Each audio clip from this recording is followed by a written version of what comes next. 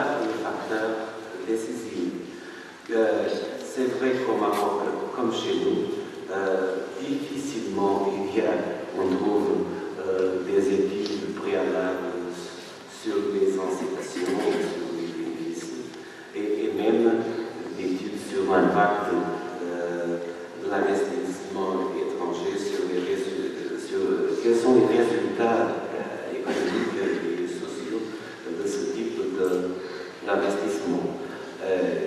Il y a ici, comme chez nous, une certaine complexité en ce qui concerne les bénéfices, aussi un certain empirisme et dispersion dans la façon de les introduire et de les gérer. Donc, ce sont des choses qui doivent être améliorées, comme les recommandations du professeur Delouche nous a enseigné. Et ensuite, je donne la parole au professeur Moustapha Amous. C'est vrai que normalement, quand on pense aux études sur la fiscalité, on pense aux études juridiques, économiques, financières, et peut-être comptabilistiques, études de gestion fiscale, l'administration fiscale, etc. Mais presque jamais aux études de nature psychologique, sociologique, anthropologique, etc., qui sont aussi très importantes pour la formation des fiscalistes. Donc, je donne la parole au professeur Moustapha Amous, qui nous va transmettre un regard sociologique sur la concurrence fiscale.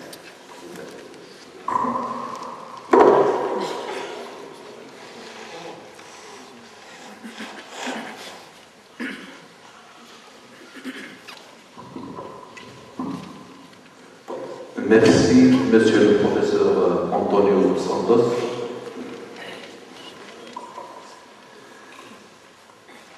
Alors, bien sûr, l'auditoire attend une intervention d'un sociologue, alors que, bien sûr, je ne suis pas un spécialiste en la matière, mais par l'intermédiaire de mes amis, M. Télati, professeur très connu, bien sûr, et son poulain, M. Alali, ils m'ont poussé à m'intéresser à cette discipline. Et quand j'ai mis le nez dedans, j'ai compris que c'est une discipline polydisciplinaire qui nécessite plusieurs approches, à savoir bien sûr l'approche sociologique, mais il n'y a pas que ça, il y a aussi l'approche psychologique, psychosociologique, où également la sociologie politique se mêle. Donc, c'est la science fiscale, on peut parler d'une science fiscale, et cette science fiscale peut être interprétée ou plutôt approchée par différentes disciplines. Que puis-je dire par rapport, bien sûr, aux autorités qui m'ont déjà précédé, ont bien sûr expliqué en long et en large le phénomène, bien sûr, de la concurrence fiscale. Mais j'ai essayé de mon mieux pour approcher cette question.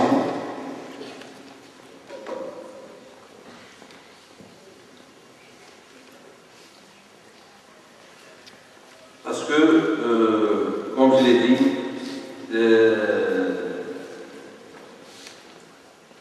ça nécessite beaucoup de travail. Et moi, je viens de m'intéresser à les multiples facettes de la fiscalité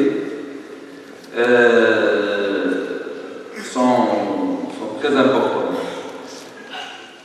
C'est un sujet très important, bien sûr, concernant bien sûr le sujet de la concurrence fiscale. La concurrence fiscale, bien sûr, moi j'ai essayé de travailler sur le secteur de l'informel, le secteur secteur de la formelle qui est plus proche de la sociologie. Parce que le secteur informel, tout le monde connaît, c'est un secteur qui est très important dans les pays sous-développés, mais pas uniquement dans les pays sous-développés. C'est également dans tout le monde entier et bien sûr également dans les pays du tiers-monde.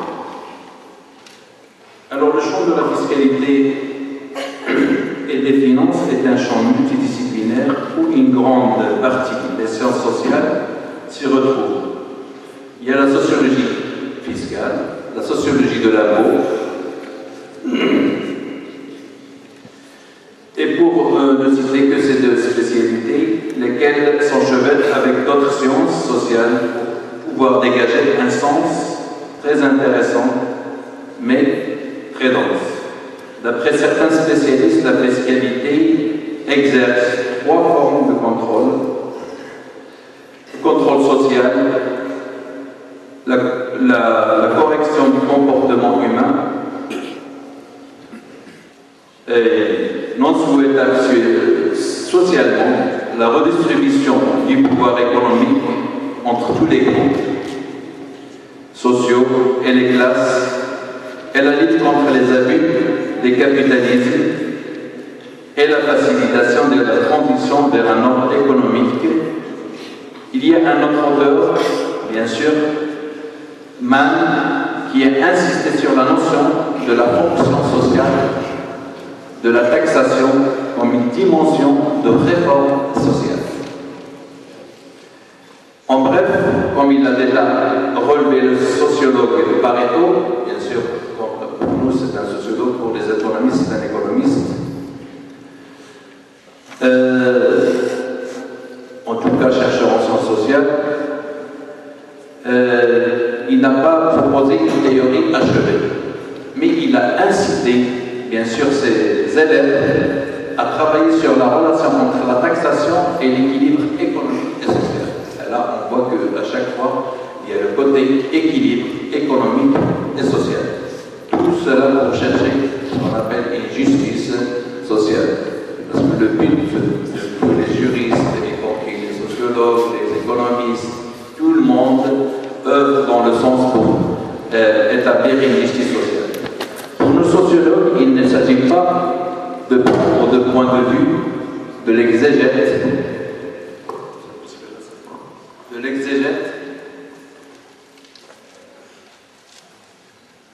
à partir d'un corps de réforme dont la construction n'est nullement achevée, voire interminable d'un seul point de vue, ou même de plusieurs, vu que les phénomènes sociopolitiques, juridiques, économiques sont en perpétuelle ébullition, c'est-à-dire transformation. D'où le phénomène de la concurrence fiscale n'y échappe pas. Nous vivons dans un monde où la globalisation, mondialisation nous propose un devenir avec des nouvelles divinités latentes mais souveraines pour régner non plus seulement sur une vie, mais sur un peuple, mais sur de vastes ensembles sociétaux et civilisationnels,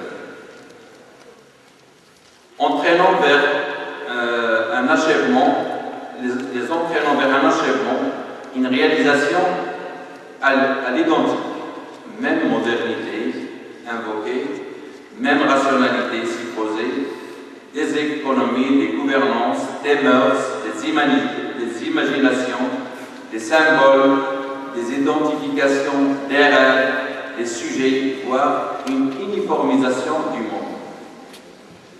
Oui, pour le côté positif de la mondialisation. Non, pour le côté négatif de la mondialisation. Uniformiser le monde, c'est aussi tuer plusieurs cultures. Mais le but, c'est de les respecter.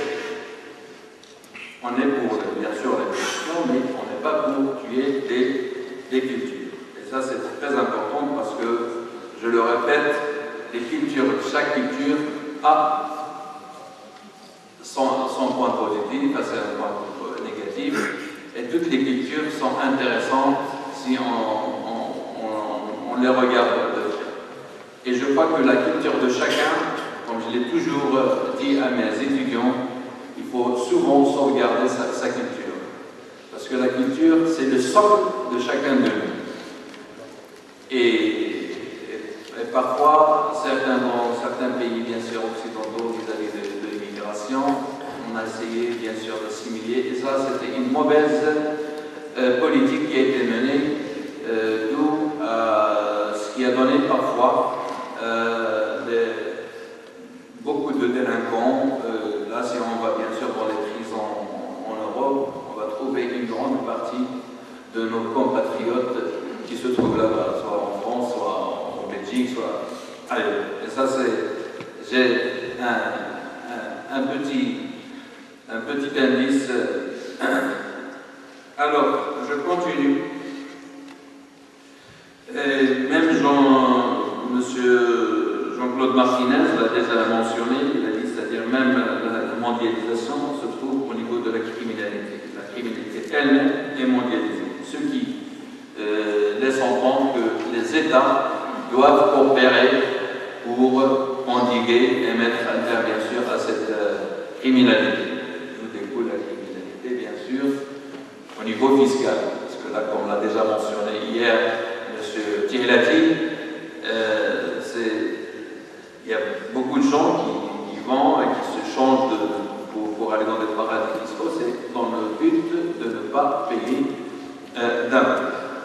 Alors bien sûr, il faut trouver des procédures appropriées à ce propos. Alors, nous vivons actuellement dans un monde tumultueux, secoué par une crise économique dans une grande partie du monde, y compris les pays développés. Par exemple, même les États-Unis actuellement, parce que là on constate qu'il y a déjà des crises, bien sûr un taux de chômage assez élevé, et je passe aussi également à l'Europe. L'Europe également qui a connu une crise qui l'a secouée, et là c'était très apparent à travers la Grèce, et je crois que l'Espagne a suivi, et d'autres pays bien sûr sont encore entre guillemets. On souhaite bien sûr que l'Europe se rétablisse, c'est pas parce qu'on la cite ici comme exemple, il y a des moments de crise, mais c'est le cas. Alors, depuis l'avènement de l'indépendance bien sûr des pays africains, ceux-ci ont essayé de différentes tentatives pour sortir du sous-développement, aussi également de la crise économique qu'ils connaissent. Mais ce qui a pris de l'ampleur ces dernières années, ce qui met bien sûr le continent africain en proie à des difficultés sans équivalent. Ça, c'est même le Fonds monétaire international, la Banque mondiale, l'ont signalé. Depuis les années 70, le secteur informel a pris de l'ampleur au point de concurrencer le secteur informel. Et surtout dans les pays africains, on connaît l'informel, il est très important. Que de temps perdu aujourd'hui à élaborer des plans de sauvetage, à réduire les dettes, alors qu'entre-temps la population doit vivre, plutôt survivre, d'où la floraison et l'ampleur du secteur informel. Alors, le secteur informel échappe dans sa totalité au fisc. Sur le plan sociologique, le secteur informel occupe une grande place. Il s'est amplifié depuis des indépendances dans les pays au niveau planétaire, mais d'une façon très marquante dans les pays dits en voie de développement, ou c'est sous-développé, comme on peut l'appeler, ça reste la même monnaie, mais qui s'est développé encore plus depuis la mort du jeune Tunisien en Tunisie, qui n'a pas trouvé de travail dans le formel tout en sachant que c'était un diplômé, c'était un licencié, et qui s'est réfugié dans l'informel, à l'instar de beaucoup de diplômés, mais n'ayant pas supporté l'humiliation provenant d'une représentante d'autorité tunisienne, il s'est brûlé vif. Ce qui a déclenché la vague de manifestations qui a donné naissance à l'avènement du printemps arabe, qui est loin d'être fini. Parce que ça a commencé bien sûr en Tunisie, ça a suivi bien sûr en Libye, aussi en Égypte, et également maintenant aussi à la Syrie, et aussi le Yémen, et je crois que d'autres qui sont encore un peu secoués, mais on verra la suite, parce que c'est pas encore fini. Alors, une strate sociale parmi tant d'autres qui a été mise en exergue par cet acte protestataire, l'ensemble des jeunes diplômés confrontés au chômage qui renforce le volant des chômeurs déjà existants appartenant à d'autres catégories sociales. Nous énumérons quelques-unes, filles, garçons, provenant de différentes formations littéraires, scientifiques, juridiques, économiques, sociales, techniques, hospitalières, avec des diplômes de bac, de DUT, licence professionnelle, DEA, 2A, de master, doctorat, ingénieur, et j'en passe. Alors, et ça, dans les pays différents. Normalement, ce sont des gens, c'est-à-dire dans des pays qui ont besoin de ces diplômés. On ne les forme pas pour les laisser dans la nature. Et bien sûr, l'exemple de Bouazizi n'est qu'un exemple, mais François, c'est-à-dire notre pays, le Maroc, il a pris une politique plus sage, mais il lui reste encore à faire. Le secteur informel est multiforme et concerne plusieurs secteurs. Nous citerons les plus apparents dans la société marocaine. Pour rester objectif, nous donnerons une définition déjà de ce que c'est le secteur informel. Le secteur informel est l'ensemble des activités économiques qui se réalisent en marge de la législation pénale, sociale et fiscale, qui échappe à la comptabilité nationale. Autrement dit, c'est l'ensemble des activités qui échappent à la politique économique, sociale, donc à la régulation de l'État. Les deux définitions se recoupent puisqu'elles soulignent l'idée de fraude. Bien sûr, qui dit fraude, dit concurrence déloyale. Paradoxalement, ce secteur censé se soustraire, au contraire, se soustraire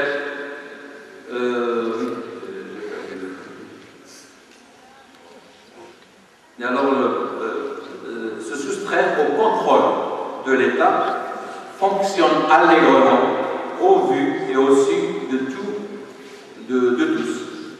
Même bien sûr les autorités, quand on voit bien sûr, on n'a qu'à sortir à faire un tour dans la place d'Al-Sidi Abdoua, on verra tout. Les vendeurs ambulants, les vendeurs de pain, les vendeurs de poissons, tout est visible. Alors, bien sûr, ça c'est... et surtout, ce secteur fonctionne à l'aise. Depuis la mort du jeune Tunisien, il s'est renforcé encore. Parce que même la police maintenant, c'est-à-dire ils contrôlent, ils font très attention pour ne pas agresser les jeunes vendeurs. Il suffit, maintenant ils sont en train de les aligner, de les arranger, pour qu'il n'y ait pas une gaffe provenant d'un jeune qui peut déclencher quelque chose. Alors, ça c'est ce qui a. Là, si on voit les emplacements, si on veut marcher, on n'a même pas sur le trottoir, les vendeurs ambulants placent partout, et ils sont très très à l'aise. Alors, c'est à propos, peut-on parler de complaisance ou d'ambiguïté de l'État? primaire, secondaire, tertiaire, toutes les activités sont représentées dans le secteur informel.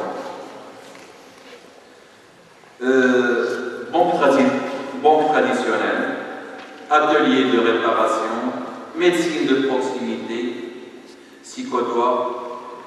Alors l'émergence du phénomène en question entre les années 50 et jusqu'à les années 90, le Maroc, à l'instar des pays africains, s'est distingué par un boom démographique, inversement proportionnel à la croissance économique. Ce qui a poussé, bien sûr, quand on a un boom démographique important, c'est-à-dire il y a une main-d'œuvre importante. Comment on peut l'utiliser? C'est ça, c'est-à-dire tout peut retourner vers la formation, l'éducation, la formation. Ce sont des bases pour pouvoir au moins aider ces jeunes à s'en sortir. Alors qu'on sait pas mal de jeunes qui, normalement, au lieu d'aller à l'école, on les trouve en train de vendre des sacs en plastique, vendre ou prendre des petites drogues, ils se droguent. De toute façon, ça c'est le côté bien sûr négatif de nos sociétés, mais il faut trouver des solutions. Ça, on les voit. Il ne faut pas rester les bras croisés pour le. Au cours de la même période, la population urbaine s'est élevée au rythme de 6% par an, celle des villes périphériques à 10%, alors que l'accroissement des emplois offerts dans le secteur formel ou secteur moderne ne représentait que 2%.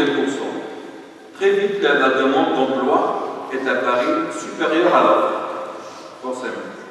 Le développement du chômage urbain, conséquence logique de la crise économique, s'est accompagné de l'essor du secteur informel dont on parle. C'est une question de survie de ces populations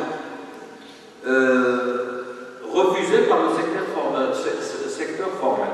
Bien sûr, quand il s'agit des jeunes qui ont des diplômes, ils ont eu une formation, ils cherchent un emploi comme le stipule la Constitution, notre Constitution.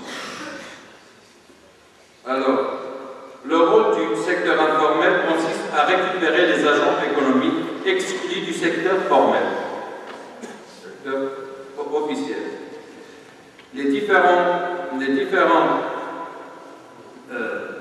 secteurs qu'a connu le Maroc,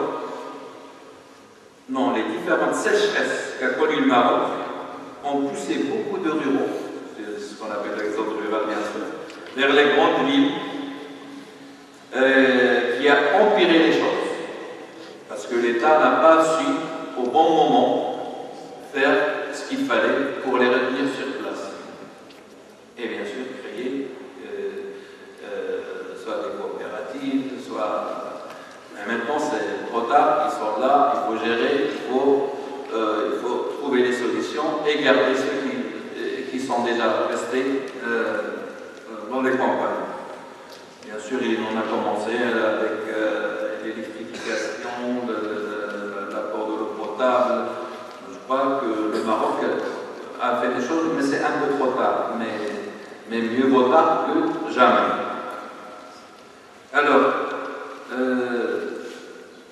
Alors ce qui a renforcé bien sûr les chômeurs déjà existants en ville, et faute d'embauche par le secteur public, ils se sont réfugiés dans le secteur informel.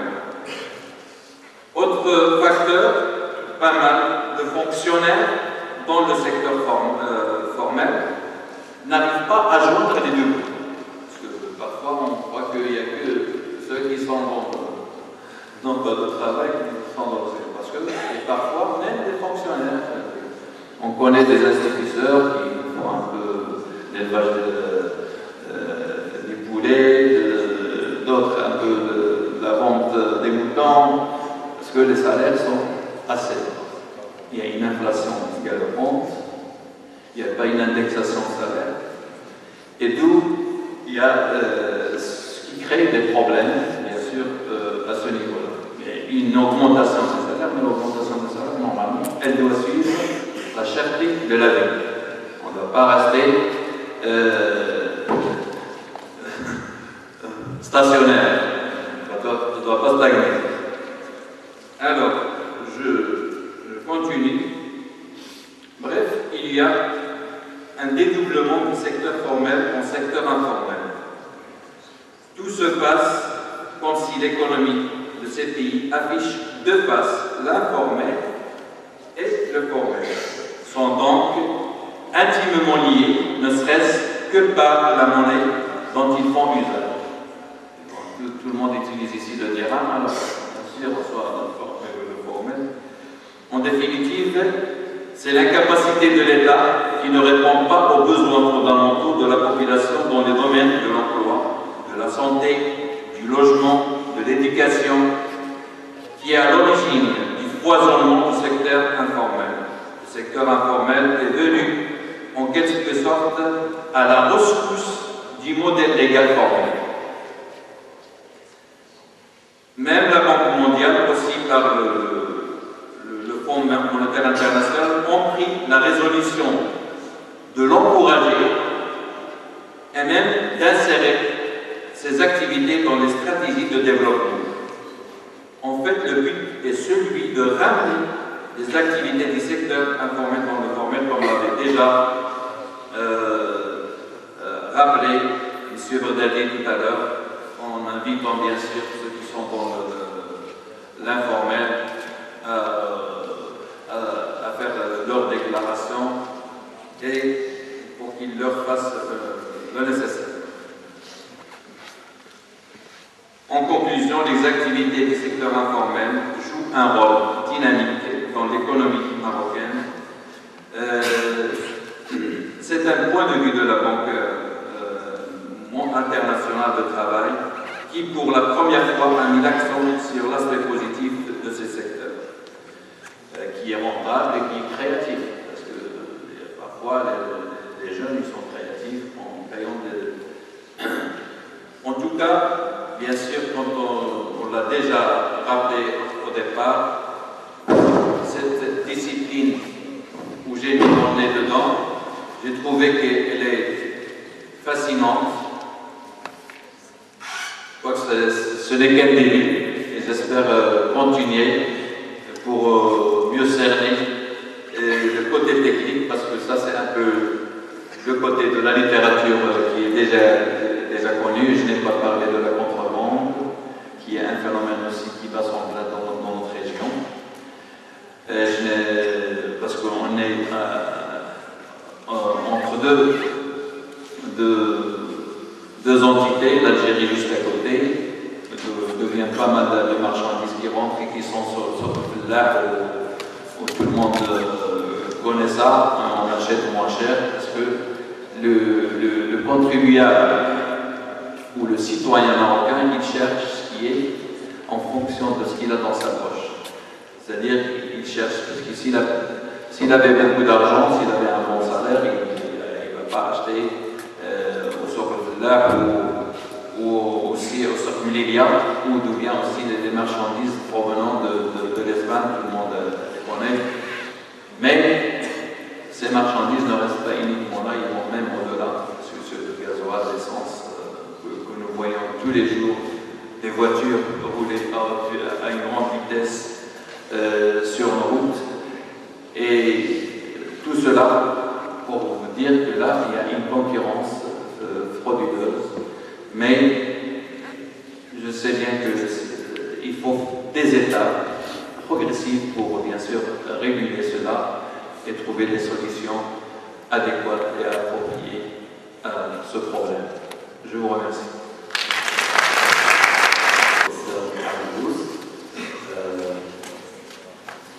Vous avez un peu des expectatives que les gens avaient, parce que vous avez parlé surtout du secteur informel.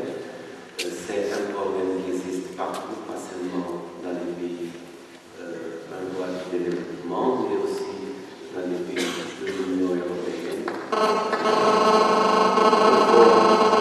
Mais quand même,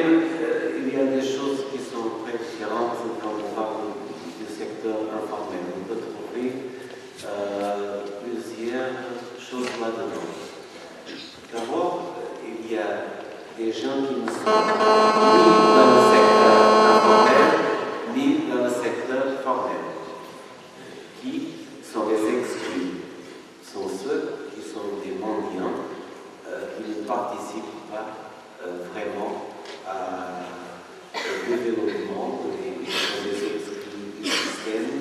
Et donc, c'est la charité, l'assistance publique qui va s'occuper de ces citoyens.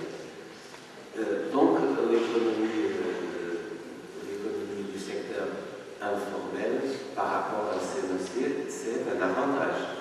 Au moins, ce sont des personnes qui ont une certaine initiative et qui participent, mais dans la vie économique, même si en dehors de la loi parfois, parce que parfois la loi veut aussi qu'il existe un secteur informel. Par exemple, chez nous, on peut trouver un article, on peut trouver à peu près 500 000 personnes qui sont exonérées de la TVA parce qu'elles ne reçoivent pas en tant que, c'est pas revenu, c'est volume des affaires, 10 000 euros par an. Ça alimente, ça nourrit le système informel au Portugal. C'est la loi qui le permet. Donc, je pense qu'il faut voir au centre du secteur informel, il faut faire plusieurs distinctions. Alors là, il y a aussi une sorte de secteur informel qui est l'économie populaire. Elle peut payer des dépenses ou des taxes, pas vraiment des impôts, mais des contributions. Mais c'est vrai que le principal, c'est ensuite de faire des ponts entre le secteur informel et le secteur formel. Et là, et sur ce point, vous avez très bien expliqué la question. Et aussi, vous avez dit que le secteur informel peut être un problème pour les gens qui sont au secteur formel, mais qui ce n'est pas le vrai problème du système fiscal marocain. Bon, c'est le temps peut-être d'ouvrir le débat. On a encore un certain temps pour le faire. Et comme hier, j'irai demander aux personnes, aux gens qui veulent intervenir, qui disent son nom, qui aussi tout proviennent. Bien, c'est ouvert le débat. Il y a des questions. Merci.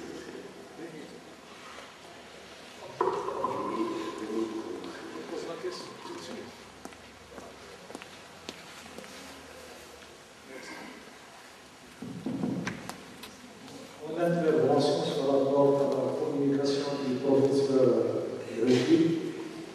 Tout d'abord, je remercie le centre ainsi que l'Université du Stade qui nous ont permis de côtoyer d'éminents professeurs et des professionnels qualifiés en matière de droit fiscal. En tant qu'ancien inspecteur des impôts, je dois rendre justice à l'administration fiscale marocaine. En effet, cette administration est la première administration fiscale en Afrique qui, depuis 2006, a commencé à publier des rapports très importants et riches en matière de dépenses fiscales. Ces dépenses, on les a appelées dépenses fiscales parce qu'elles appauvrissent le budget général de l'État au même titre que les dépenses publiques et budgétaires. Donc, depuis 2006, l'administration fiscale a publié des rapports très importants en matière de dépenses fiscales, ce qui lui a permis d'analyser ces dépenses, de les étudier et, par conséquent, de réduire plusieurs niches fiscales coûteuses et peu rentables pour le Trésor. Et depuis 2006, si on regarde les lois de finances successives, on trouve qu'il a abandonné plusieurs niches fiscales. Et d'après le dernier rapport publié par l'administration fiscale afférent à l'année 2011, ce rapport fait état, en ce qui concerne les incitations fiscales, il précise que ces incitations fiscales représentent 18% des recettes fiscales et 3,4% du PIB. Par conséquent, il faut rendre justice à l'administration fiscale et ne pas dire qu'il ne ferait pas d'efforts pour étudier ces dépenses fiscales et les réduire. Un deuxième point, en ce qui concerne tous les intervenants qui ont parlé des incitations fiscales, il y a un point très important, juridique et constitutionnel, qui se rapporte à l'égalité devant l'impôt et devant la loi en matière d'incitation fiscale. Parce que le législateur fiscal, lorsqu'il prend des décisions, lorsqu'il instaure des incitations fiscales, en accordant des avantages fiscaux à certains contribuables au détriment d'autres contribuables qui ont des facultés contributives identiques, ignore le principe constitutionnel d'égalité devant l'impôt et devant la loi. Par conséquent, quelle est la réaction du Conseil constitutionnel en ce qui concerne ce point? Est-ce qu'au Maroc, cette infraction a été déférée au Conseil constitutionnel? En effet, en France, nous avons une jurisprudence constante en ce qui concerne ce point. Le Conseil constitutionnel a autorisé le législateur à enfreindre cette disposition en ce qui concerne l'égalité devant l'impôt s'il respecte trois critères. Le premier critère, lorsqu'il recherche l'intérêt général. Le deuxième critère, lorsque les objectifs qui sont instaurés doivent concerner des objectifs bien ciblés et rationnels. Et le troisième critère, ça concerne l'efficience, c'est-à-dire les incitations fiscales ne doivent pas être disproportionnées par rapport aux objectifs préétablis. D'autre part, vous avez cité, à part la concurrence fiscale, d'autres avantages qui peuvent pousser le législateur à pousser l'investisseur à investir au Maroc, par exemple. Il y a deux points très importants sur lesquels il faut insister.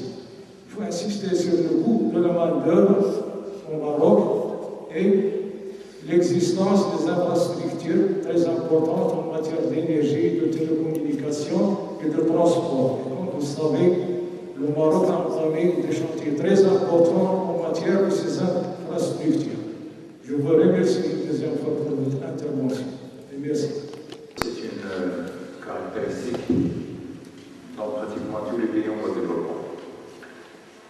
C'est vrai qu'à partir de 2006, donc, il y a eu donc, des multiplications régulières des dépenses fiscales élaborées par l'administration fiscale sur la base des estimations et non pas sur la base de la réalité.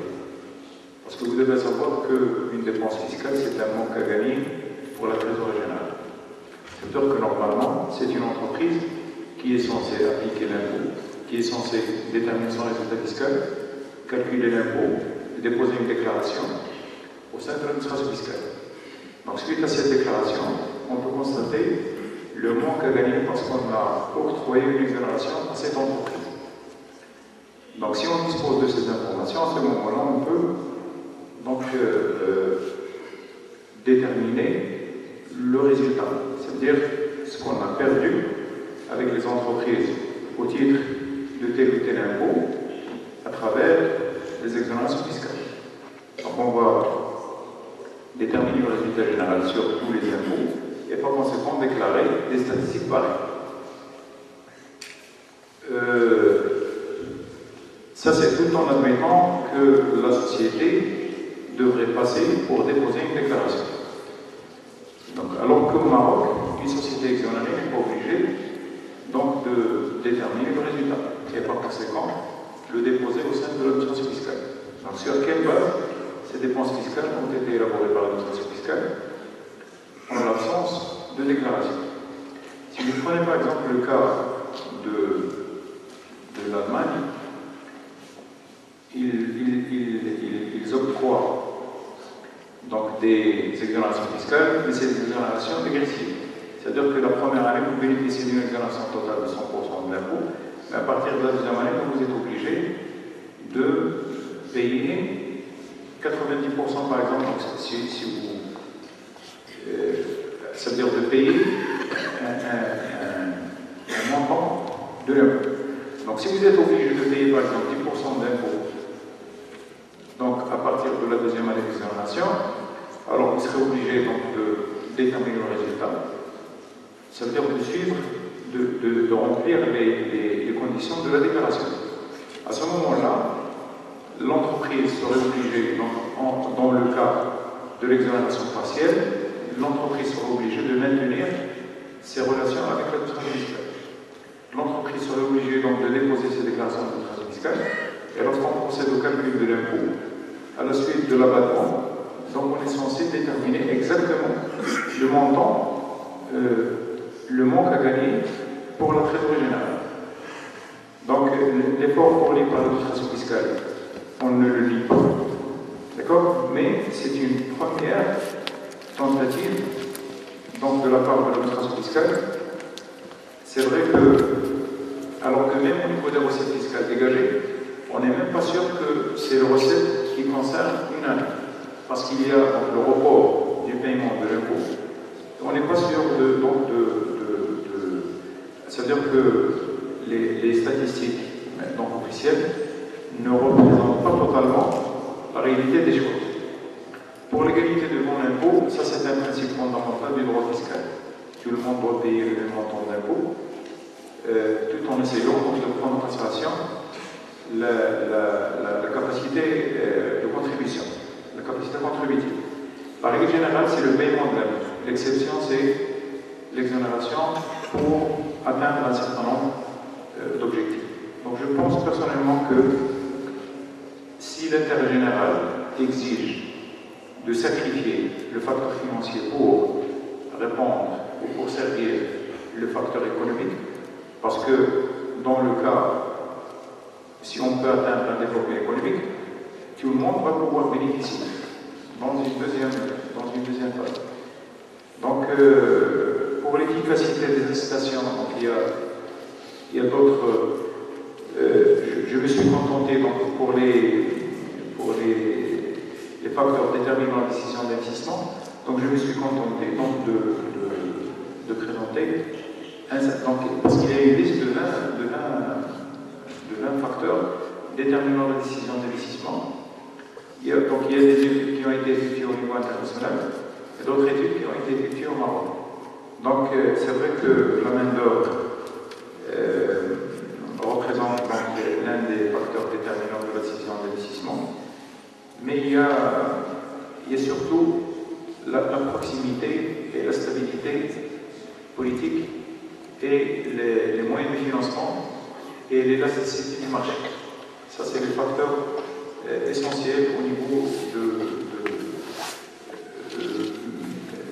pour l'importance des incitations fiscales par rapport à ces facteurs, elle est relative. Elle représente 6% de l'ensemble, mais au niveau des incitations fiscales, donc, il y a plusieurs impôts. C'est-à-dire que les entreprises préfèrent beaucoup plus la déduction de la TVA ou le régime suspensif que le remboursement de la TVA. C'est-à-dire qu'on n'a pas eu l'occasion de prendre en considération tous ces paramètres, mais sachez que donc, il y a un intérêt particulier donc, de l'investisseur, notamment étranger, pour le Maroc. C'est-à-dire que s'il décide donc, de venir investir au Maroc, ce n'est pas parce qu'il y a des exonérations, c'est pas parce qu'il y a uniquement des exonérations fiscales, mais parce qu'il y a d'autres avantages. Donc le fait d'insister trop sur les incitations fiscales risque ce que ça va coûter un peu cher pour la trésorerie générale. Parce que même en instaurant un système fiscal simple, avec des taux réduits, peut-être qu'il peut y avoir un impact sur l'investissement privé étranger au Maroc.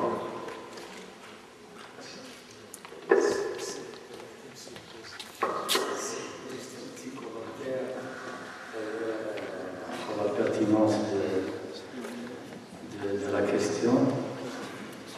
été posé, exposé du professeur Belchi, et puis l'intervention de M. Le Biletto, qui à l'occasion, je précise, qui était directeur régional des impôts de JDIDA. Alors, Monsieur Bilochi, je voudrais juste préciser une chose. Quand vous dites que donc, ce n'est pas bien précis les dépenses fiscales, moi je dirais le contraire. Parce que les dépenses fiscales sont très bien précises et sont comptabilisées. Parce qu'en fait, finalement, c'est quoi les dépenses fiscales qu'on communique annuellement et qui maintenant, depuis 2006, ils doivent être annexés obligatoirement au projet de la loi de finances présenté au Parlement. Ces dépenses fiscales sont bien comptabilisées, c'est l'ensemble de remboursements qu'on accorde, les exonérations, les attestations d'exonération sont bien calculées au niveau de toutes les directions régionales. Donc c'est des montants qui sont additionnés, agrégés, etc. Et donc ce sont les dotations aux provisions, donc passées en franchise d'impôts. Donc tout cela, donc ils sont très bien précis. Je serais d'accord avec vous, comme peut-être que pour certaines entreprises qui ne souscrivent pas à leur déclaration et qui bénéficient d'exonérations comme ça, si on ne dispose pas de données comptables, on n'a même pas l'occasion de pouvoir calculer fictivement donc, le montant qu'on aurait dû calculer s'il n'était pas. Ça, c'est, je serais d'accord avec toi, mais ça, c'est pour le secteur agricole et pas pour tout le secteur agricole qui est d'ailleurs complètement en champ, parce que même dans le secteur agricole, les sociétés, bien qu'elles soient exonérées, elles sont tout de même obligées de déposer leur déclaration. Mais ce que nous communiquons, les dépenses fiscales dont parle M. Biletto, ce sont des dépenses fiscales réelles qui doivent être communiquées au centime près et annexées à la loi des finances. Et ça, évidemment, et ça représente, pour vous dire, donc, au titre de l'année 2010, d'ailleurs, il a donné un chiffre très important en termes relatifs, c'est 18%, et 3% du PIB, et c'est le montant de 32 milliards, c'est le montant de 30 milliards de dirhams au titre de 2010, donc c'est énorme. Je suis entièrement d'accord avec vous quand vous dites que la fiscalité n'est pas vraiment un mobilier, n'est pas un déterminant pour l'attraction des capitaux étrangers. Moi aussi, j'ai vu des études qui ont abouti à ces résultats. Sinon, la fiscalité est classée en 3e ou 4e rang. Il y a d'autres déterminants qui encouragent l'attrait des capitaux étrangers. Mais on ne fait pas donc les exonérations, les atténuations fiscales uniquement pour l'attraction des capitaux étrangers. On le fait aussi pour des considérations internes, pour des considérations sociales, pour des considérations d'incitation économique, d'entreprises marocaines naissantes, des jeunes promoteurs, etc. On ne fait pas des exonérations uniquement pour les capitaux, pour attirer les capitaux étrangers. Et enfin, pour clore avec ce point-là, malgré les exonérations qu'il y a, malgré les dépenses fiscales, on continue toujours à être considéré comme un pays où la fiscalité, malheureusement, est encore élevée. Et vous savez que votre raisonnement, d'ailleurs, que je salue beaucoup, parce que vous êtes entré dans des détails très techniques très importants, votre analyse est purement économique. Or, en fiscalité, il n'y a pas que l'économie. Vous n'avez d'ailleurs pas de fiscalité, même en termes de politique monétaire, etc. Vous savez aujourd'hui que la variation variation du taux de change du dollar de l'euro n'est pas due à la théorie classique de la théorie de la balance des paiements. Vous savez, il y a d'autres considérations. Donc, les phénomènes maintenant qui existent, ce sont des phénomènes réfractaires à l'analyse purement économique. Il y a des considérations politiques, etc., qui font que la bourse agisse en hausse ou en bas, que le dollar ou l'euro de la même manière. Et ça se passe de la même manière en fiscalité. C'est-à-dire qu'il y a des anticipations rationnelles et qu'il y a des considérations purement politiques, etc., qui font que parfois, je vais ajouter à cela évidemment, il faut le dire, le jeu des lobbies au niveau des parlements, etc. Mais toujours est-il que les changements, les modifications fiscales ne sont pas soumises à une analyse qu'on ne veut ou non purement économique. Et qu'on ne fait pas des exonérations uniquement pour attirer le capital étranger. Mais ceci dit, même si la fiscalité n'est pas considérée comme le principal déterminant de l'attraction du capital étranger, elle est quand même considérée par pas mal d'investisseurs donc pour la prise de décision quant à l'installation dans un pays ou à un autre. Donc je pense en fin de compte que je suis d'accord avec vous qu'il y a beaucoup d'exonération, et qu'il faudrait tout de même peut-être, d'ailleurs on a commencé à le faire, déjà quand on présente le livre des dépenses fiscales annuellement, c'est pour décortiquer les choses, c'est pour voir à qui profitent justement ces exonérations. C'est pour la première fois qu'on le fait, avant on ne le faisait pas. À qui profitent ces exonérations et quel est justement le feedback. C'est pour cela qu'on a commencé déjà à remettre en cause un certain nombre d'exonérations. Ça vous avez dû le constater. Déjà que, par exemple, pour l'exonération de la TVA concernant l'acquisition des équipements, etc., on a limité à 24 mois. Avant, ce n'était pas du tout limité dans le temps. À n'importe quel moment durant la vie de l'entreprise, une société va acquérir des équipements, c'est en franchise de la TVA. Aujourd'hui, on se dit, dépasser 24 mois, il n'y a plus d'exonération. C'est-à-dire qu'on peut considérer qu'au début, c'est au début que les choses sont un peu difficiles, mais une fois la société mise en place, donc je dois quand même contribuer et éviter à ce qu'il y ait bénéficie. Donc on a déjà commencé à remettre une bonne partie en cause, une bonne partie des exonérations. Nous sommes dans la même logique. Et l'idéal, c'est d'aboutir donc finalement en matière de TVA flat tax, c'est-à-dire un seul taux à discuter, donc pour éviter les discourses, les discordances, et pour éviter à ce qu'il y ait plusieurs exonérations en matière contractuelle, etc. Donc, mais j'insiste sur le fait que les dépenses fiscales communiquées, ce sont des dépenses pas estimées, mais réelles. Je vous remercie. Intervenant, puisqu'on a démarré donc avec un retard de 40 minutes, et je demande aux messieurs intervenants, s'il vous plaît, que la réponse doit être de façon courte, s'il vous plaît. Sinon, donc on est donc presque midi et 30, donc je demande, s'il vous plaît, que les choses, donc pour qu'on laisse un petit peu le débat donc, et les gens qui sont invités de discuter le problème. Je suis Mohamed Soubahi, enseignant secondaire et correspondant du journal arabophone Tijdid.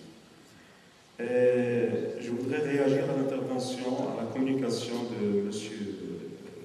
Dati. Bien sûr qu'il représente l'administration. Parler de l'histoire administrative. Vous avez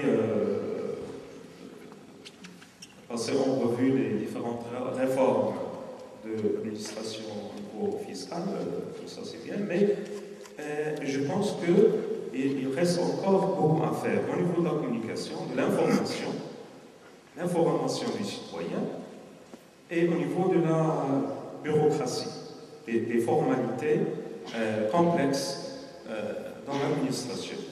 Je donne un exemple personnel. J'ai fini la construction de ma maison. J'ai voulu payer l'impôt urbain, les taxes urbaines. Je me suis présenté chez vous, à l'administration à Oujda. Alors, j'ai trouvé une grande queue.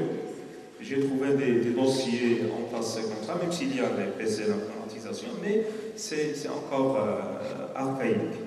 On m'a demandé de constituer un dossier qui se compose de 5 pièces. J'ai constitué le dossier. Le lendemain, après une semaine, il a été perdu. Je refais le dossier, etc. Donc c'est compliqué. Donc ça ne dure pas. D'autre part, je pense qu'il y a une injustice au niveau de la fiscalité. Vous n'avez pas soulevé une catégorie sociale qui paie à 100% les impôts. Ce sont les fonctionnaires, les salariés de l'État, dans la fonction publique. Donc ceux-là, ils ne discutent pas. C'est retranché du sang. Donc nous payons à 100% les... Alors que nous savez comme moi qu'il y a des gens qui ne payent pas d'impôts ou qui payent peu d'impôts. Vous avez soulevé la question de l'enseignement privé à Oujda.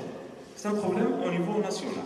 Les écoles privées ne payent pas encore. Ils refusent, que je sache, ils refusent de payer les impôts. Ils ont bénéficié des facilités, des exonérations pendant 5 ans. Maintenant, il y a des écoles qui ont 10 ans de service. Ils gagnent de l'argent, ils ne le payent pas comme ça. Donc, ça c'est un exemple. Il y a d'autres, de grands entrepreneurs à Oujda qui payent peu à la commune.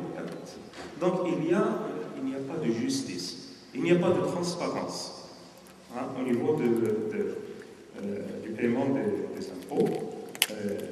Voilà, merci.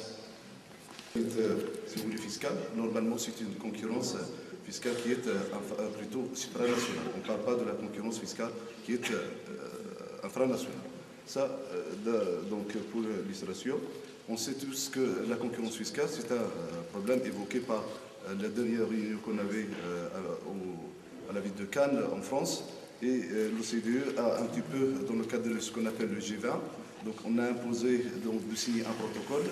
Et ce protocole, un petit peu, donc, fur et à mesure, avec le temps, tout le monde doit le signer. Même les pays dits en voie de développement, pour un petit peu lutter contre quoi? Lutter contre ce qu'on appelle les paradis fiscaux.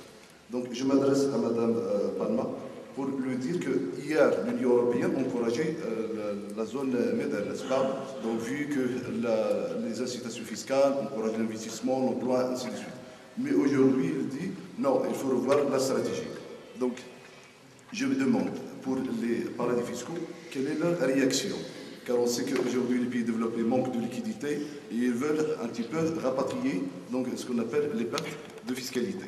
Et la deuxième question, est-ce qu'il n'y aurait pas le jour où les pays développés vont imposer aux pays en voie de développement même le taux, par exemple le taux de l'IS, ainsi de suite? Donc ça, pour Mme Palma, pour M. Berdadi. Donc je m'excuse au niveau des objectifs fiscaux. Donc il me reste un quatrième qui est un petit peu l'objectif, ce qu'on appelle l'écotaxe, ainsi de suite. Donc ça c'était un petit peu les objectifs classiques. Comme vous le savez, dans le cadre du rapport de Doing Business en 2012, disons ainsi de suite, la réaction des citoyens. Est-ce que c'est vrai que les citoyens sont satisfaits un petit peu de la fiscalité? Puisque, je m'excuse, M. Berdadi, vous avez tracé un tableau blanc, c'est-à-dire c'est le parfait. Pardon, c'est moi qui m'adresse à vous. Vous m'avez dit qu'il faut vraiment avec votre. C'est ça que je fais maintenant. Pouvez-vous donner le mot comme c'est merci. Merci, Monsieur le Président. Je tiens à remercier M. Berdadi pour son brillant exposé qui nous a permis de suivre l'évolution de la fiscalité marocaine et de son administration. J'ai juste une petite question à poser concernant la question de la proximité. Vous avez dit que l'administration des impôts a procédé à la construction de l'administration en vue de recouvrer les impôts dans des endroits reculés, alors que la rationalité économique dicte d'effectuer des opérations rentables.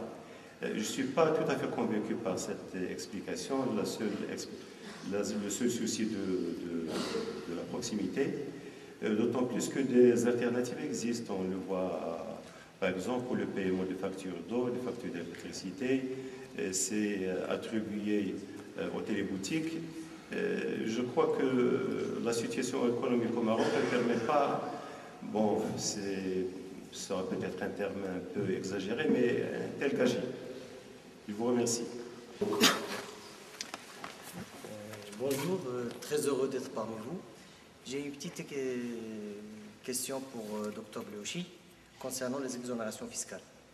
Je tiens à préciser premièrement qu'il existe deux sortes d'exonérations en matière fiscale. Des exonérations liées à l'impôt sur les résultats, sachant bien des NIES pour les personnes morales ou des NIR pour les personnes physiques, et une deuxième catégorie qui concerne l'exonération pour la TVA.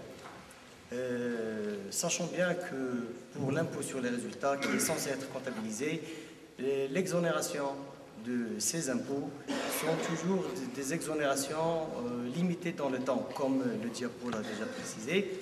Donc, ils ont un objectif qui entre dans l'objectif final de la politique économique du pays et qui est une partie de la politique générale de l'État.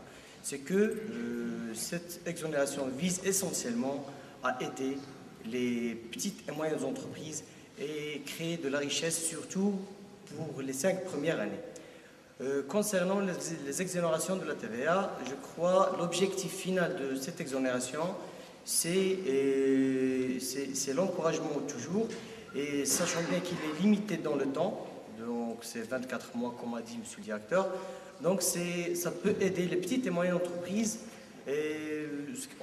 sur le volet financier et la liquidité financière. Et donc je vois que j'ai essayé d'expliquer que l'exonération a un volet positif aussi, même s'il touche de façon négative les recettes générales de l'État. Concernant une petite observation de la concentration économique sur l'axe Casa, Rabat et Kenitra. Vous avez bien précisé, Monsieur Bleouchi, qu'il y a une forte concentration de l'économie, de l'industrie, du textile dans cette zone. Je vois mal où la contribution des exonérations dans cette concentration, sachant bien qu'il n'y a aucune exonération pour ces zones-là. Donc, ils paient l'impôt par le droit commun, il n'y a aucune contribution. Donc, c'est la conclusion que vous avez faite concernant l'importance du facteur des exonérations, le facteur fiscal, dans la promotion de l'économie nationale. Je vous remercie. Question. Donc, il y a une question concernant la taxe de l'habitation. La personne qui a posé la question a fait un témoignage peut-être des dommages aussi. D'ailleurs, je ne sais pas où est-ce que vous avez été suivi, sachant que de toute manière, c'est une taxe prise en charge par la trésorerie, mais cela n'est pas de façon que ce soit la trésorerie des élections des impôts. Nous appartenons au même département, au même ministère. Mais je ne vais pas avoir constaté des documents passés, etc., à côté de l'ordinateur, etc. Je vois un peu l'image que vous voulez décrire. Déjà, entre parenthèses, ça peut quand même que les gens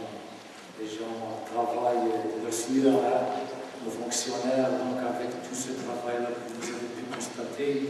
Donc c'est un travail tout de même pénible, qui n'est pas facile, et donc il faudrait tout de même les saluer pour l'effort qu'ils font. Maintenant, je ne suis pas du tout d'accord que donc il n'y a pas de transparence, il n'y a pas de justice. Depuis tout à l'heure, j'ai essayé, évidemment, on est passé d'un moment où vraiment il n'y avait aucune garantie du contribuable à un moment où, aujourd'hui, le contribuable peut à n'importe quel moment saisir toutes les instances. Nous avons bien sûr le contentieux administratif avec toute la hiérarchie, des instances telles que les commissions et le tribunal administratif qui exerce son pouvoir sans contrôle juridictionnel. Et donc, nos inspecteurs aujourd'hui, qui sont bien formés, bien avertis, et on investit beaucoup dans la formation. Et quand je dis formation, ça ne veut pas dire la fiscalité. On forme les gens en matière de management, en matière de communication, en matière de relations humaines, etc., en matière de médias, tout ça, ce sont des investissements avec des profits très importants. Vous pouvez constater que nous sommes l'une des administrations les mieux dotées en cadre supérieur. Nous avons des ingénieurs, des docteurs, des licenciés, c'est-à-dire des gens, des citoyens qui paient eux aussi leurs impôts, qui sont en fonctionnaire. Vous avez bien fait de dire que les fonctionnaires, ils sont les plus parce que notre système fiscal, évidemment, est civil parce qu'il y a là de ressources pour les employés et les fonctionnaires, et le système déclaratif pour les professionnels, c'est vrai. Nous payons nos impôts, nous payons nos vignettes, nous n'avons pas de privilèges. Et je ne pense pas qu'il n'y a pas de transparence avec tous les garde-fous qu'il y a, avec toute la structure qu'il y a. C'est vrai que parfois, le canal militaire, comme on dirait, n'est pas fait. Il se peut que donc, finalement quelqu'un entre dans des conditions, et puis il y a des gens qui sont. D'ailleurs, on s'arrange pour mettre au front office les gens qui moins communiquent le mieux. Il ne pas qu'on fixe les gens bosseurs, laborieux, etc., pour éviter des contentieux inutiles, des pertes de temps. Ça peut arriver qu'un citoyen. Mais qu'est-ce que ça représente? Attention, il faudra peut-être faire la réduction des choses que j'ai réalisées, tout ce qu'on a construit maintenant. Je pense que ça va. Je ne fais pas le tableau blanc, je ne fais pas le tableau blanc, je fais tout simplement le constat. Et d'ailleurs, vous avez constaté que je n'ai pas fait beaucoup d'interprétation. C'est le descriptif, c'est descriptif. Donc, je ne fais pas le tableau. Je décris ce qu'on a fait jusqu'à maintenant. Mais on a fait quelque chose d'énorme et c'est reconnu. Moi, j'ai assisté à des conférences internationales et je vous avoue que ce qu'on a fait et ce qu'on est en train de faire répond aux standards internationaux. Et il y a encore, nous sommes toujours en chantier. Et de toutes les manières, on ne cesse de corriger, de rectifier. Donc, votre taxe, je ne sais pas si c'est un problème de recouvrement ou de l'assiette, etc. Mais je note. Alors, pour ce qui concerne la remarque de le doyen concernant la proximité, c'est vrai que votre question est très pertinente. C'est vrai que donc l'analyse économique coût-avantage veut que finalement il ne faut pas jeter la balle par la fenêtre, il faut investir là où c'est rentable. Mais vous savez que nous avons d'ailleurs la question qui a été posée par mon prédécesseur, c'est une question d'ailleurs qui concerne les relations humaines, qui concerne la proximité, le face à face. On investit beaucoup. Quelqu'un qui habite en Boafa, c'est une province. C'est une province. c'est 220 km d'ici. Et attention, c'est l'un des territoires les plus importants, les plus grands du Maroc. Parce que quand vous êtes à Bouafa, c'est la province, c'est le chef-lieu.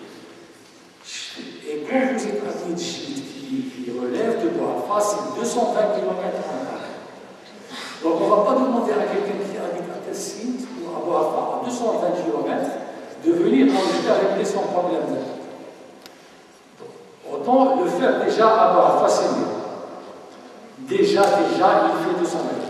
C'est vrai que bon, il y a des choses qu'on peut faire, monsieur le doyen, donc l'idée, donc l'expérience qui a été faite par Weiner, par l'analyse publique. Mais vous savez, en matière de finances, parfois, en matière de gestion de comptabilité publique, parfois il y a des règles très strictes.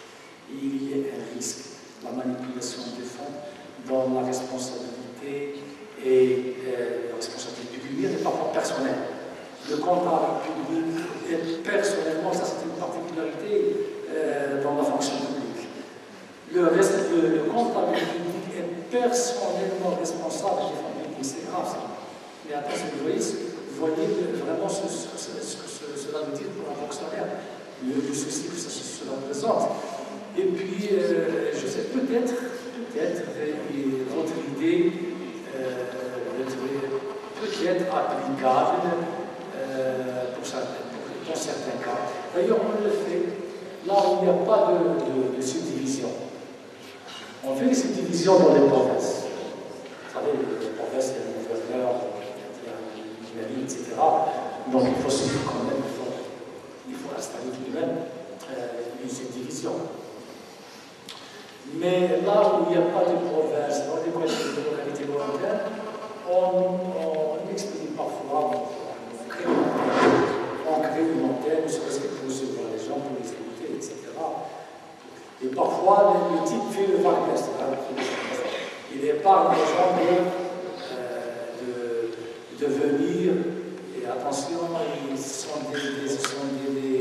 des zones déjà déshéritées, où les gens sont très avertis, etc. Donc on ne va pas leur compliquer la vie davantage avec le fardeau fiscal. Donc on se dit, autant dépenser un petit peu pour prendre en charge justement cette mission qui est aussi une mission donc de soutenir, de s'approcher de la proximité de l'administration.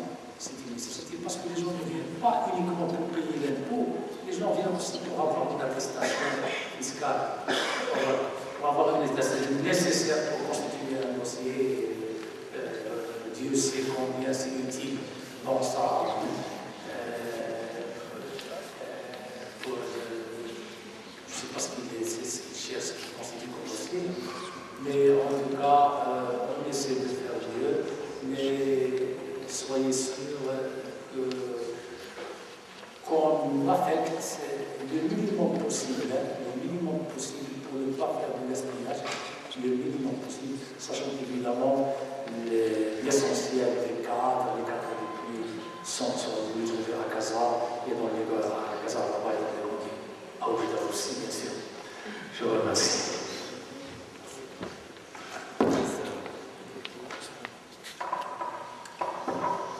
Merci, Monsieur le Président. Merci pour votre question. En ce qui concerne le régime de la zone franche de Madeira, il faut souligner qu'il ne s'agit pas d'un paradis fiscal.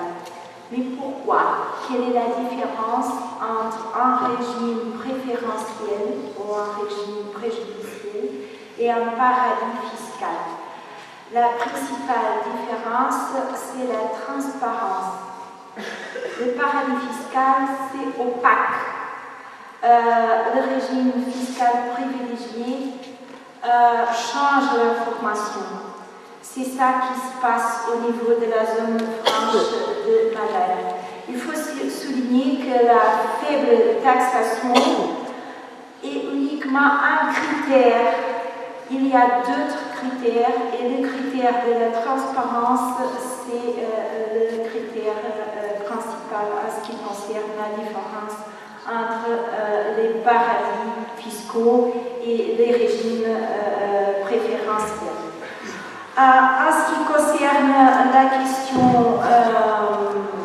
de l'exercice de l'OCDE, il s'agit d'un exercice très déséquilibré, comme je dis, et les grands pays gagnent, les petits pays perdent toujours.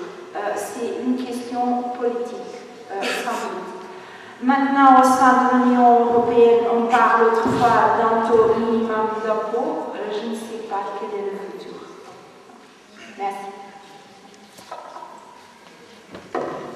Merci, Monsieur le Président. Donc, je répondrai en bref à une remarque qui est signalée par l'un des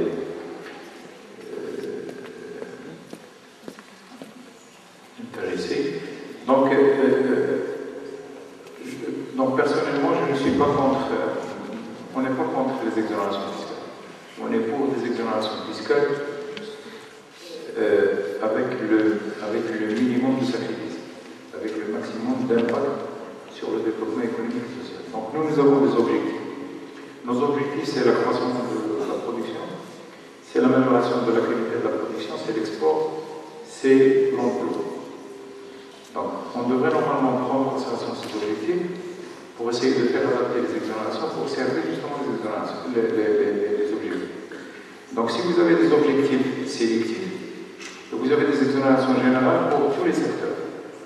Alors là, on peut constater qu'on n'a pas essayé de faire adapter les exonérations par rapport aux objectifs, et les résultats donc, peuvent ne pas répondre ou ne pas interpréter les objectifs préétablis. On se demande même sur l'impact de l'exonération sur le développement d'entreprise. Parce que lorsque vous accordez une exonération totale à une entreprise, elle va se trouver avec un bénéfice qui dépasse largement le bénéfice réel. C'est-à-dire qu'on serait devant deux bénéfices. Donc un bénéfice réel si on avait payé l'impôt de X, et un bénéfice divisé lorsqu'on ne paye pas l'impôt avec X+. Donc si vous avez un bénéfice déguisé de X+, vous serez satisfait peut-être de la démarche, de la stratégie, des techniques de gestion de votre entreprise. Vous allez continuer ainsi. Alors que si vous payez l'impôt, donc vous allez constater que votre bénéfice est au-dessous des objectifs et vous serez peut-être obligé de revoir et de mettre en évidence dans toute la politique de gestion de l'entreprise, ce qui va participer effectivement au développement de l'entreprise. Mais ça, on le laisse de côté. Donc tout le monde est convaincu de l'impact des incitations fiscales, donc on n'en pas ces avantages.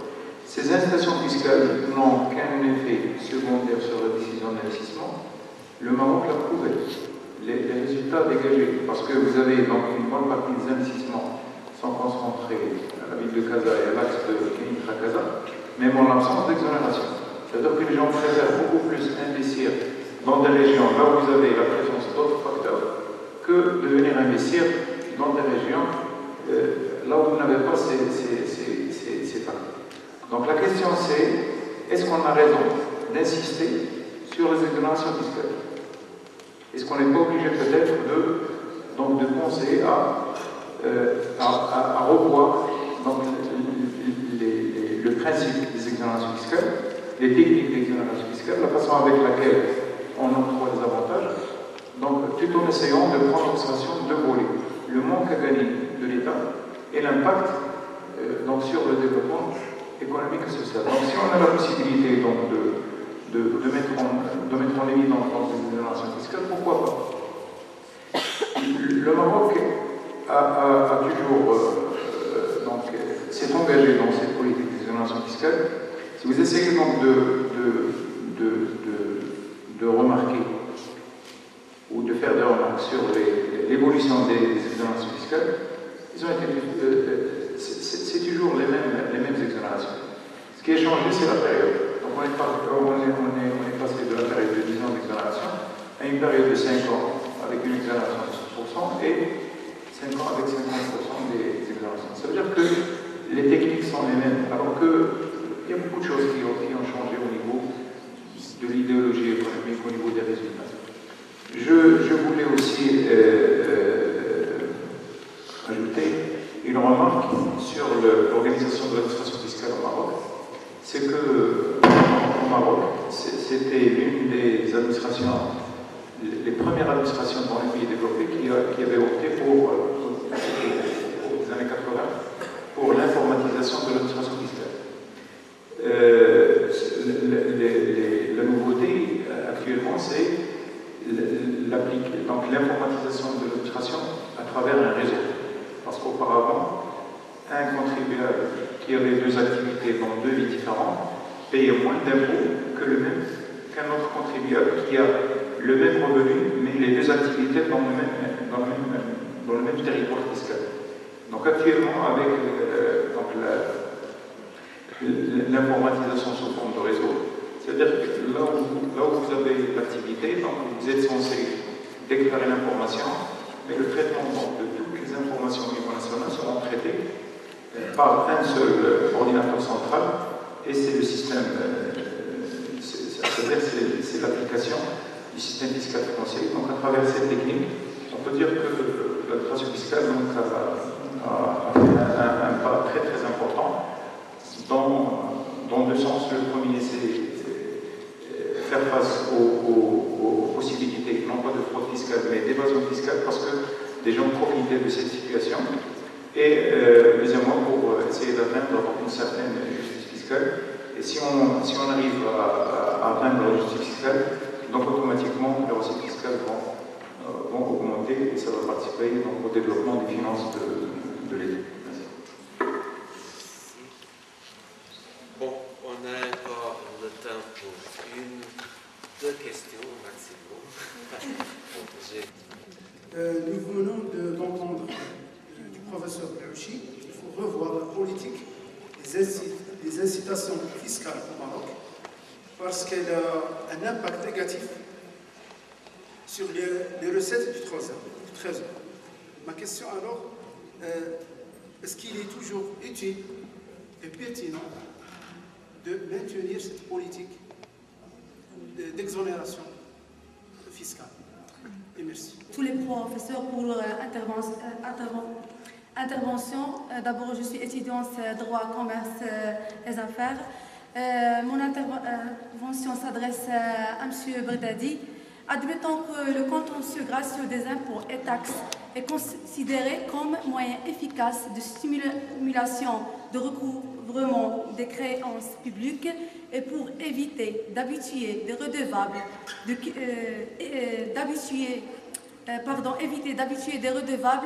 de cumuler une ardoise fiscale importante.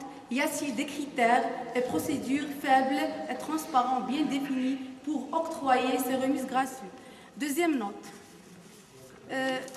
Vu l'importance des dépenses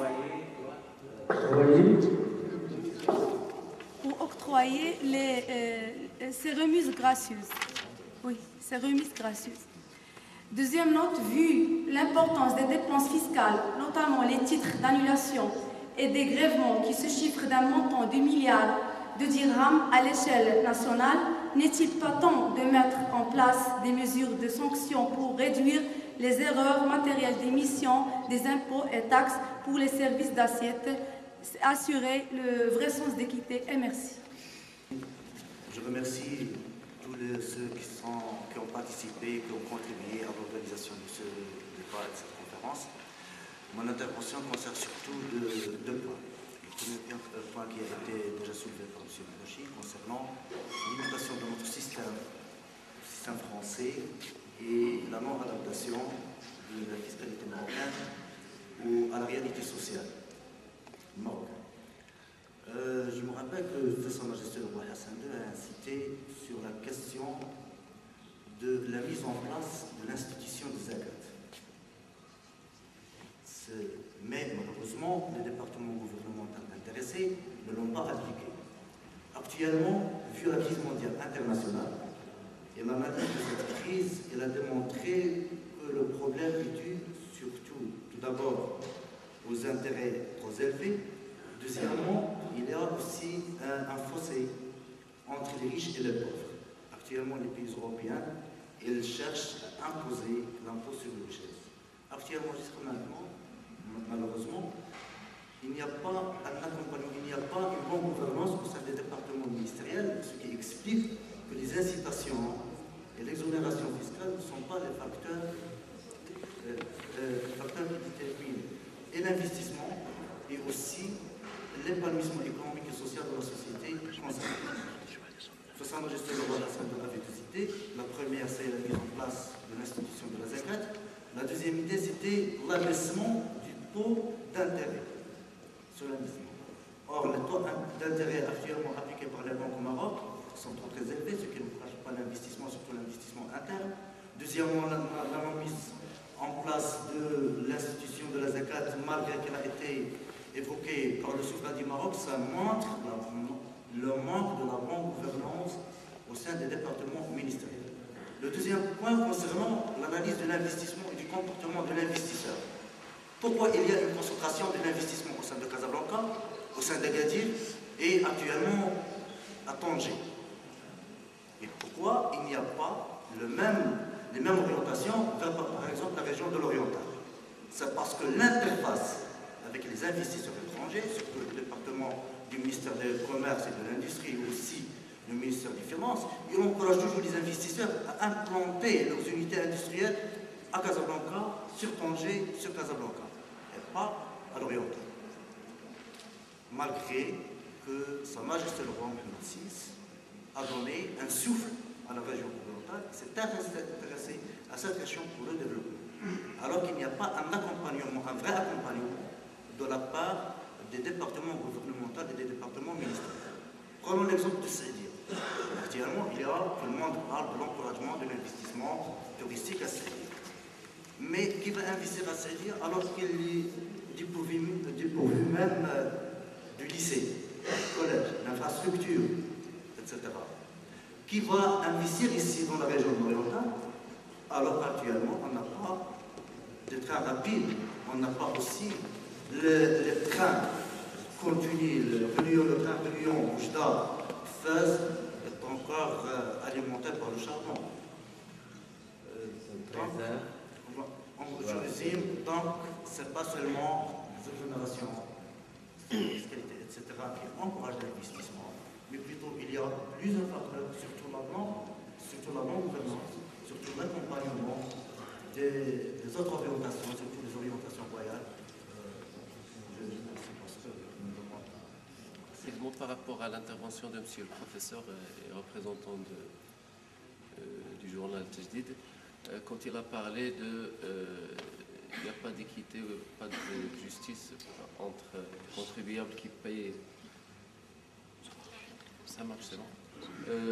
Il n'y a pas d'équité fiscale quand il s'agit d'impôts sur les salaires et impôts sur les revenus professionnels. Je veux dire juste que sur le plan texte, il y a les mêmes règles de calcul que pour l'impôt salarial que pour celui professionnel. La différence, c'est c'est que pour nous, il y a une retenue à la source. Nous, en tant que fonctionnaires, on a la retenue à la source et on n'a pas la possibilité de frauder. Donc, et d'éluder les bases de calcul de l'impôt.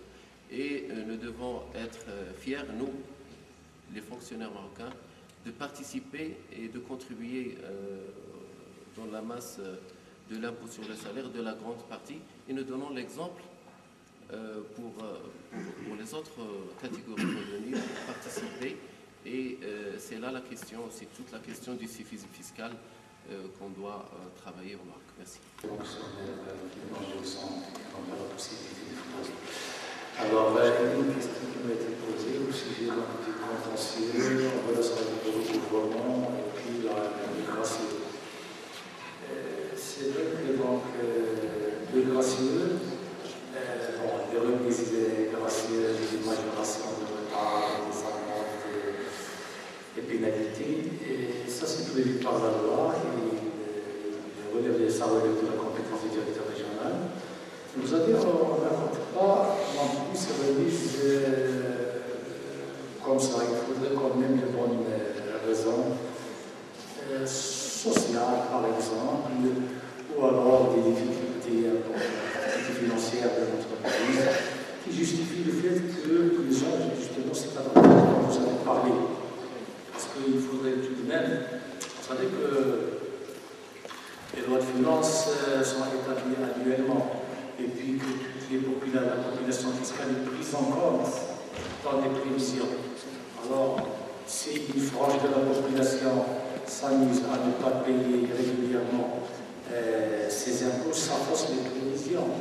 Et puis, il ne contribue pas donc dans la réalisation des projets publics. Donc, c'est un peu difficile. C'est pour cela que donc, cela est limité à des gens, de grâce ça existe, mais c'est limité tout de même aux gens qui le méritent.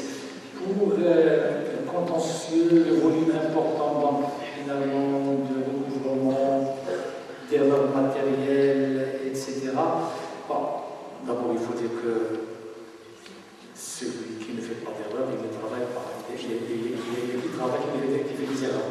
Évidemment, bien sûr, pour que ça ne prenne pas une ampleur importante, comme c'était le cas par le passé. Tout à l'heure, dans mon exposé, j'ai parlé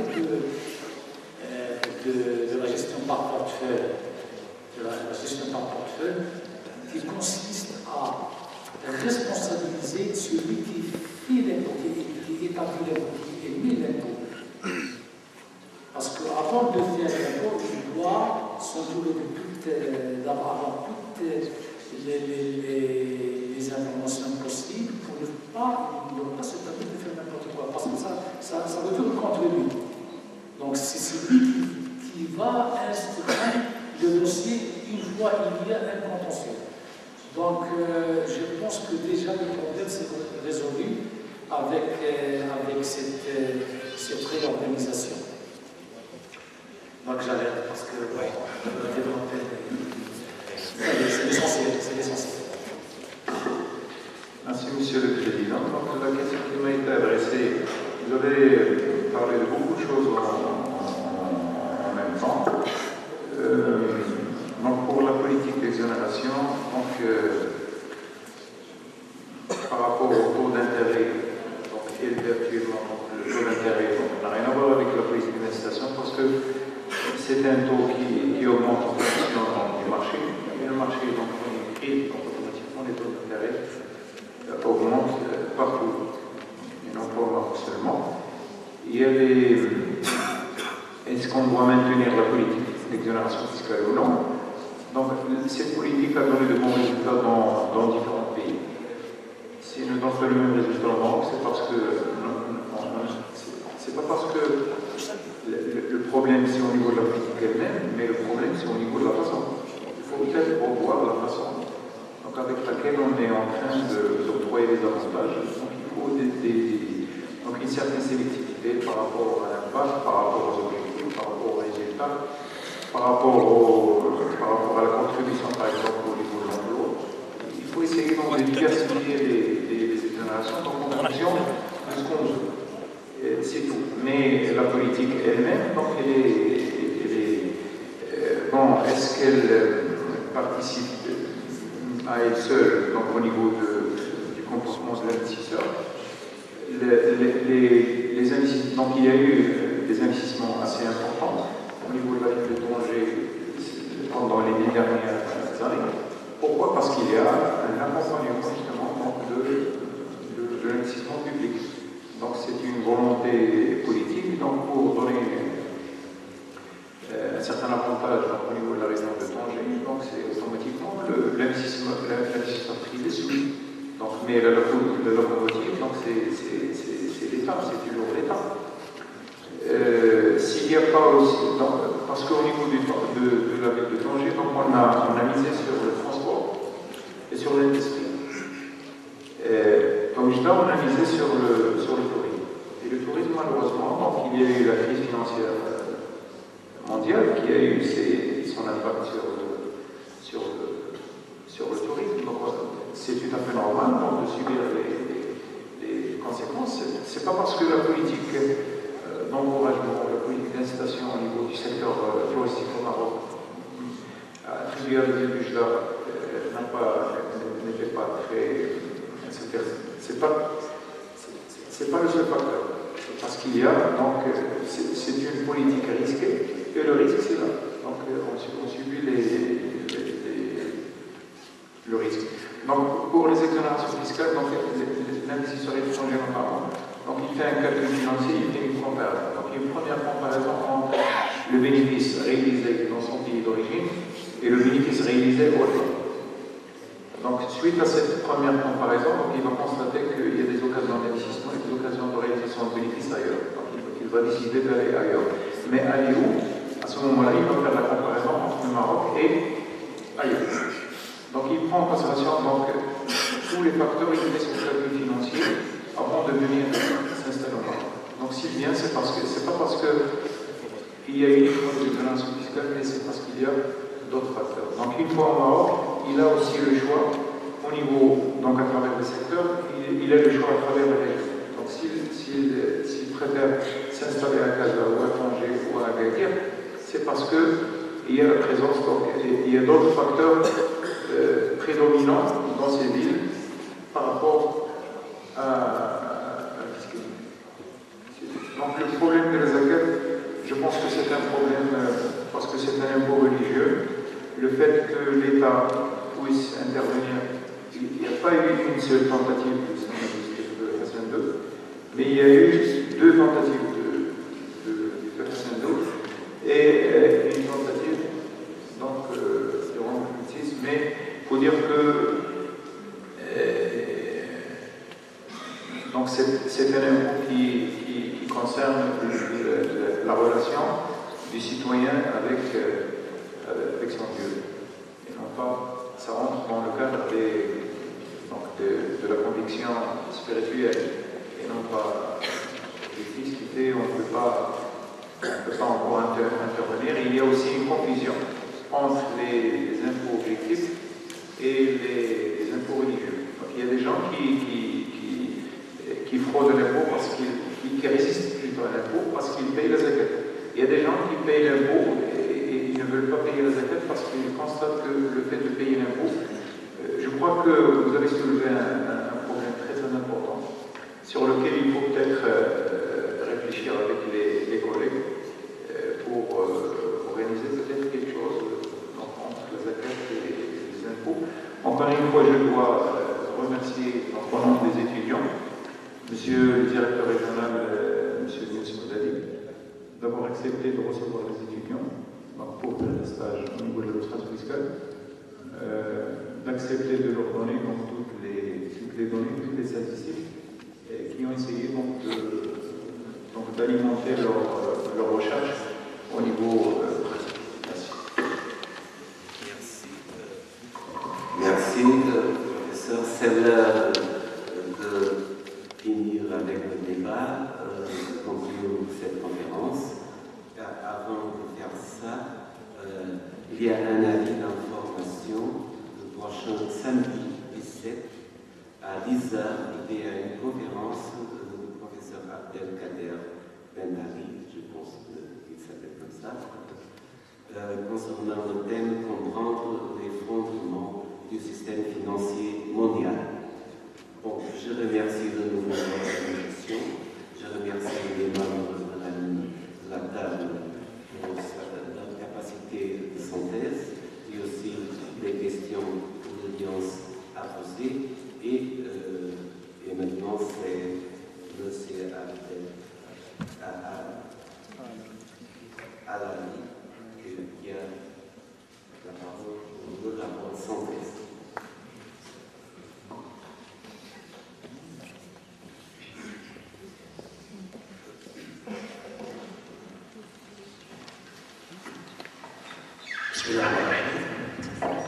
Bonjour tout le monde. Rapport de synthèse du colloque de 14 et 15 décembre 2011 sur la concurrence fiscale, organisé par le CERSO en collaboration avec l'Université Mohamed Ier et le laboratoire des études juridiques et sociales de la faculté de droit. Se sont déroulés les 14 et 15 décembre au siège de CERSO les travaux du colloque international sur le thème de la concurrence fiscale. Ont participé dans les 2 journées d'éminents professeurs et praticiens en provenance du Maroc et d'autres pays, la Belgique, la Colombie, bien sûr, pour des raisons administratives, nous n'avons pas vu sa présence, mais il a envoyé sa communication pour une publication future, dans la semaine à venir, et la France et le Portugal. Deux axes ont été retenus, à savoir la concurrence fiscale au-delà de l'État et la concurrence fiscale en deçà de l'État. Pour le premier aspect, il a été établi une distinction entre la concurrence fiscale à l'initiative des États et celle à l'initiative du contribuable. Il s'agit là du contribuable pulvérien, ça veut dire potentiel et puissant. Les effets sont plus importants dans le second cas. Que faire donc dans cette situation de concurrence fiscale mondialisée? Deux voies s'offrent, celle de la recherche d'une assiette commune consolidée et celle de la mise en place d'un nouvel outil, celui du droit de douane déductible. La première solution a été préconisée au sein de l'Union européenne, mais des réticences sont toutefois enregistrées et tardent sa mise en œuvre. Par ailleurs, les dispositions européennes prohibent les aides d'État ayant pour effet des distorsions de la concurrence, ce qui constitue une avancée non négligeable, à l'image de la TVA et qui, par sa neutralité, ne fausse pas les règles de la concurrence. Si les dispositions précitées visent à asseoir une concurrence fiscale entre les États de l'Union européenne, il en va autrement de la situation au sein d'un État membre, principalement un État fédéral, où les entités fédérées jouissent d'une autonomie en matière fiscale. Des efforts doivent être accomplis en vue d'une plus grande coopération afin d'éradiquer les effets dommageables ou non souhaitables de la décentralisation. La concurrence fiscale a pour but de créer les conditions adéquates d'un climat attractif. Cette tendance a généré des situations préjudiciables qui incarnent les paradis fiscaux où les mesures arrêtées vont au-delà de ce qu'on peut qualifier de concevable.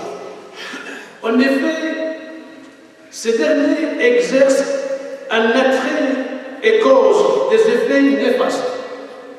Un transfert d'assiette s'opère, une perte de rentrée fiscale est constatée en un moment de crise de l'endettement où les besoins de financement se posent avec acuité. S'il en a été le cas pour les expériences comparées, qu'en est-il du cas du Maroc? Ce dernier a entamé une réforme globale et de son arsenal juridique et de son administration pour asseoir un climat propice à l'investissement.